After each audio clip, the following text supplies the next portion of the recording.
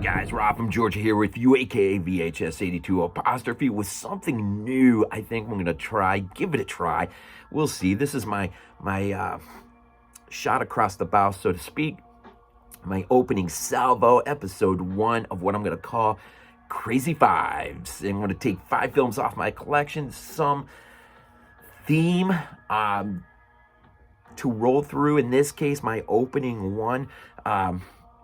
The craziest 5, those 5 films that have left their indelible mark upon me, my life, mostly from my youth, and has stayed with me ever since. Are these the 5 greatest horror films that I can possibly conceive of in my life? I don't know, man. They have left their indelible mark, and they are, when I'm really in the mood to put something on that I know I am not going to be disappointed at all, no matter how many times I see these films.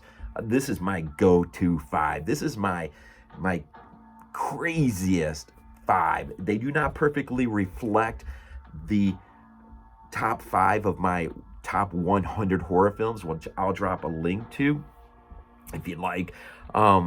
But these 5, I thought about this for a while, and this is tough, man. Anytime you try to squeeze things into 5, it's hard, man. I can't tell you how many times I took something out, put something back in, took something out, put something back in, put it back in, and then finally I just left it and said, you know what, this is it, this is it, this is what I'm running with. So here we go. Let's do this opening salvo of what I'm going to call Crazy Fives.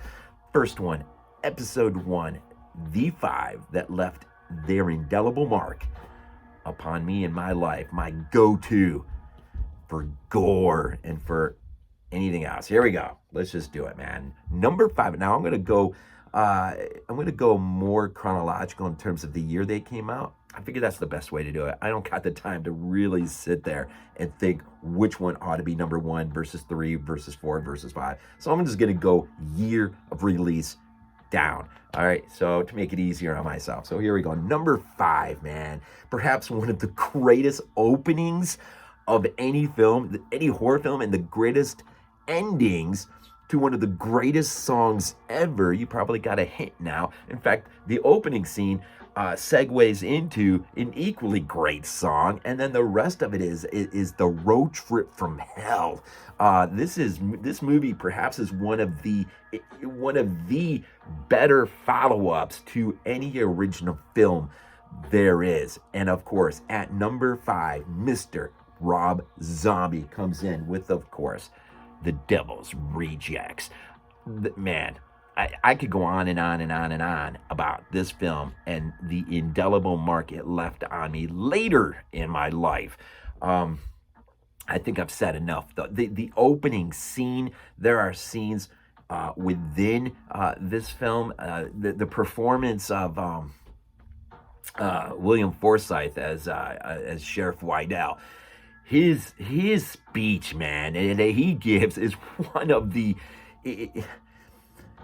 Is it a Robert Shaw speech from Jaws? It might not reach that level, but when he talks about the legacy of the Wydell family and hunting down the vermin, man, I mean, there's just some great moments in this film, man, and a really interesting, I think, strand of thought that underlies this thing from start to finish, which I won't really go into. That's for a podcast. But at number 5, The Devil's Rejects for Rob Zombie. Now, let's go back into my youth, because this is where the other 4 remain. Now, I've got multiple releases of most of these, but this one I decided to get real nostalgic and show off my VHS copy of 1987. If I didn't say Devils came out in 2005. From 1987, Michele Soavi's, perhaps I consider this one of the greatest, if not the greatest slasher ever stage right. This is the artwork I grew up with. This is what I would have rented as a kid. This is his directorial debut. What a phenomenal effort, man. This movie, when I first saw it, I thought, what on earth am I watching here? Simon Boswell's score, the gore, the kill scenes, Just the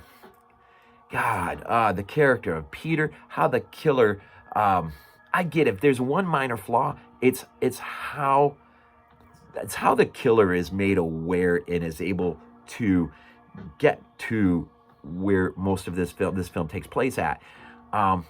Short of that, man, this is a, I almost said that word. It's I can't use that word, but I do consider this the greatest slasher ever. This is when I'm in the mood for a real good slasher, the one that left its mark on me as a kid. This is my go-to, man. Stage right now. I have the UK release of this as well as I think Blue Underground put out a copy over here. But I do love revisiting this on VHS every once in a while. And this, man, the owl head, the oh my God, Radici is in here. Just golly, just this movie, man. This movie's one of the greats. It is one of the greats. So that's 5-4. Number 3, you see the menu screen up there. How can this movie not be one of those? It left its indelible mark as early as hearing the radio spots as a kid when this was making the drive-in circuit run here, and under the title The Gates of Hell. Now, this is my Blue Underground DVD. I do have the absolutely fantastic Arrow release of this that is unbelievable. And I have the Cauldron release 4K that is coming here in March sometime. Not sure exactly when. Haven't got my email to tell me be looking for it. I hope I do. But man, dude, some of the greatest set pieces. This is my number 1 film on my top 100. This is it, man. For me, it gets no better.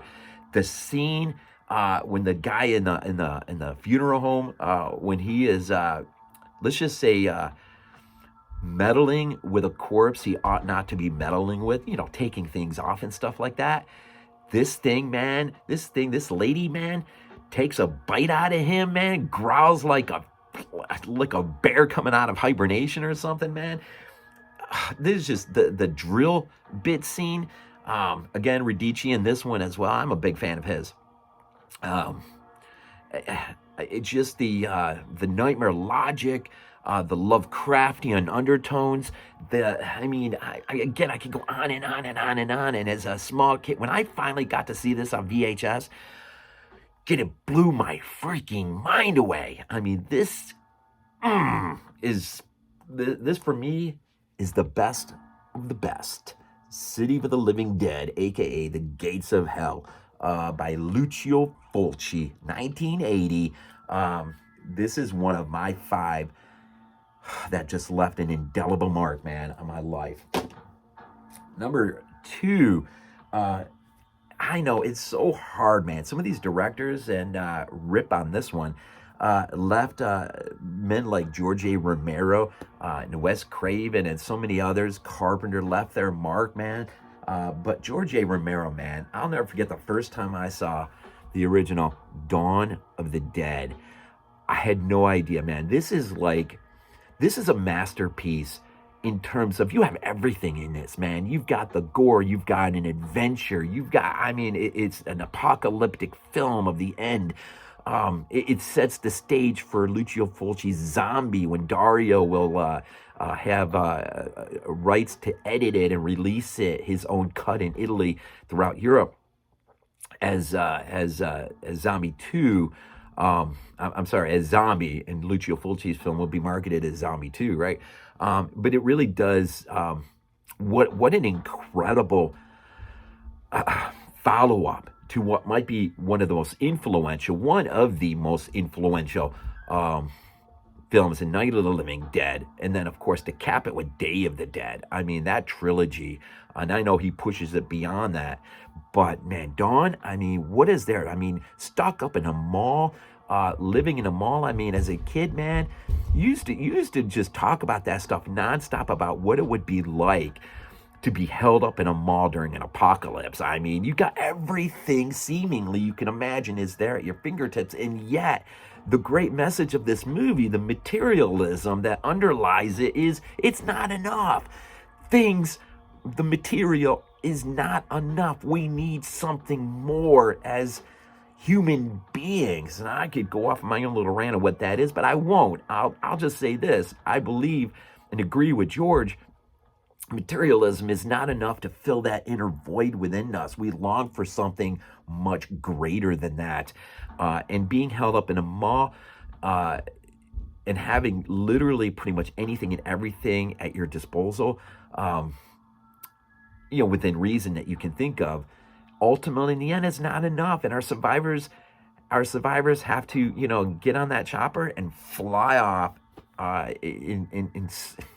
to something else, right?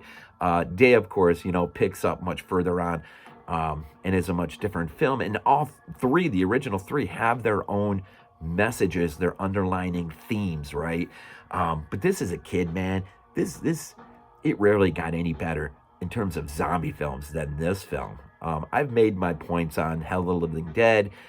It is what it is, and as a kid, it did light up the imagination, but man, that movie is not as soundly made as something like this, right? I mean, and this is I won't open it all up, but this is the original Anchor Bay release. I got the second sight 4K of this as well, and this is one of the greatest zombie films, adventure films, apocalyptic films, with some meat, no pun intended, some meat on the bones, man, to sink your teeth into and to give you something to think about. I mean, George A. was known for that, and God bless him for caring enough to create films that really did provoke to teach and remind us of some valuable truths. And in this case, things just aren't enough, man. We need something more. Now, for number one,